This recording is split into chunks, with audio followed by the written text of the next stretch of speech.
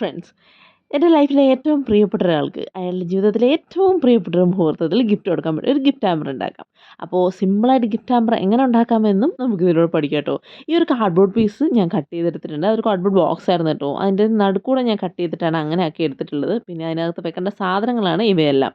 അപ്പോൾ ഫംഗ്ഷൻ എന്താണെന്ന് വെച്ച് കഴിഞ്ഞാൽ ഒരു വളകാപ്പ് ഫംഗ്ഷൻ കേട്ടോ. വളകാപ്പ് ഫംഗ്ഷന് ഗിഫ്റ്റായിട്ട് കൊടുക്കാൻ വേണ്ടി ഞാൻ എല്ലാം ഒന്ന് അറേഞ്ച് ചെയ്തെടുക്കുകയാണ്. അപ്പോൾ ദേ ഈ അറേഞ്ച്മെൻറ്റ്സ് ഇങ്ങനെ സെറ്റ് ചെയ്ത് വെച്ചിട്ടുണ്ട്. ഡബിൾ സെറ്റ് ടേപ്പ് ഒട്ടിച്ച് ഒന്ന് ഉറപ്പിച്ചിട്ട് വെച്ചിട്ടുണ്ട്. കുറച്ച് സ്വീറ്റ്സ് ഒക്കെ വെച്ചു അലങ്കരിച്ചു. ഇപ്പോൾ കണ്ട വിഷ്വൽ നൈറ്റത്തെയാണ്. ഇത് പിറ്റേ ദിവസം, അതായത് വളകാപ്പ് ഫംഗ്ഷൻ രാവിലെ ഉള്ള കേട്ടോ. എനിക്ക് ആ ബോക്സ് കണ്ടിട്ട് ഒരു സുഖം തോന്നിയില്ല. അപ്പോൾ പിന്നെ അതിനകത്ത് കുറച്ച് പൂക്കൾ വെക്കാമെന്ന് വിചാരിച്ചു. എൻ്റെ കയ്യിൽ കുറച്ച് പൂക്കൾ സ്റ്റോക്ക് ഉണ്ടായിരുന്നു. അത് കുറച്ച് പൂക്കളൊക്കെ വെച്ചു.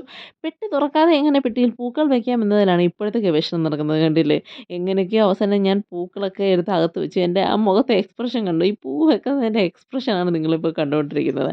അങ്ങനെ പൂക്കളൊക്കെ വെച്ച് സെറ്റ് ചെയ്തപ്പോഴാണ് എൻ്റെ കയ്യിൽ അത് ചെയ്യാനായിട്ട് റിബണോ ലേസോ ഒന്നുമില്ലാന്ന് കണ്ടത്. അപ്പോൾ പിന്നെ കുറച്ച് ലെറ്റേഴ്സ് വെച്ച് മോം ടു ബി എന്നെഴുതാന്ന് കരുതി. അവിടെ പണി കിട്ടി. 2 എം ഇല്ല, മോമെന്ന് എഴുതണ്ടേ. അപ്പോൾ ഒരു ഡബ്ല്യൂനെ ഞാൻ എടുത്തങ്ങ് എം ആക്കി.